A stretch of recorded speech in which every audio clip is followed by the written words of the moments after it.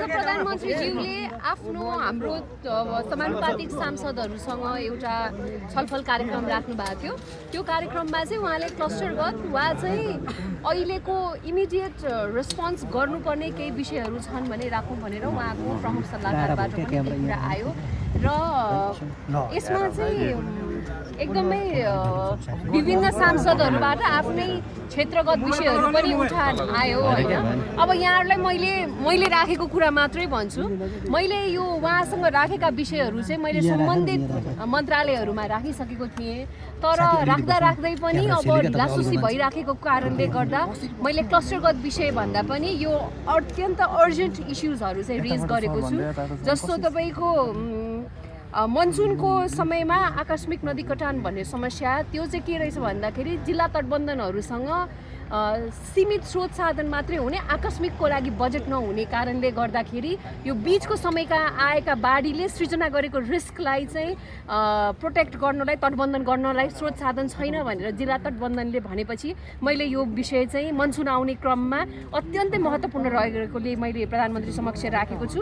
अर्को कुरा भनेको तपाईँको जुन बजेटको कुरा छ, बजेटमा चाहिँ अहिले पनि सबै सांसदहरूले अहिले धाइराख्नु भएको छ मन्त्रालयहरू, यो गर्नु नपरोस्।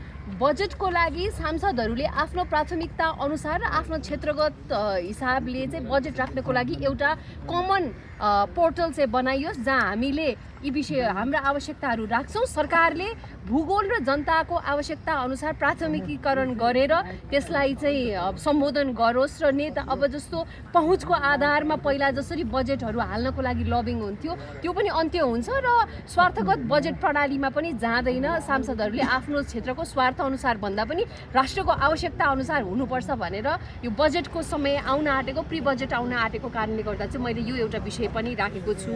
अर्को कुरा भनेको 12 कक्षाको तपाईँको परीक्षा आउँदैछ। अब के गरिदियो भने नेपाल सरकारको अब शिक्षा मन्त्रालय अन्तर्गत पढ्ने शिक्षा बोर्डले चाहिँ एक्जामको सेन्टरहरू चाहिँ दुर्गम क्षेत्रमा विद्यालयभन्दा 30-40 किलोमिटर चाहिँ टाढा राखिदियो।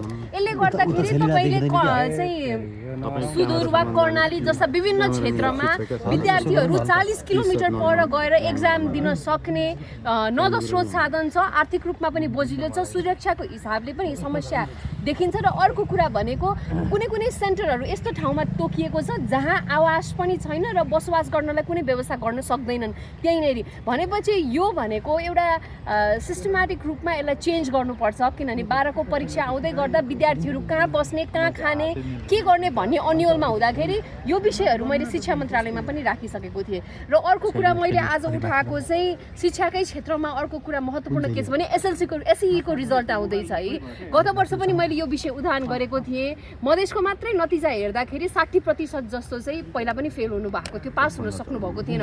अब हामी सफलतालाई चाहिँ बोर्ड टपर्स र स्कुल टपर्सलाई एकदमै सेलिब्रेट गर्दै गर्दा जो विद्यार्थीहरू पास हुन सक्दैनौँ, हाम्रो सरकारले अहिलेसम्मको अनुभूतिमा चाहिँ त्यो पास हुन नसकेको विद्यार्थीहरूलाई प्राथमिकतामा राख्दैन र त्यो पूरक परीक्षामा जाने रेट वा अर्को वर्ष 10 कक्षामा फेरि भर्ना हुने रेट हेर्नुभयो भने त्यो स्वाट्टै 50% भन्दा पनि कम छ। बच्चाहरू एसएलसीमा फेल भएको बच्चाहरू त्यसपछि पूरक परीक्षामा पनि नजाने र श्रमतिर गएको डाइभर्जन मैले प्रधानमन्त्रीज्यूलाई चाहिँ ध्यानाकर्षण गराएको छु।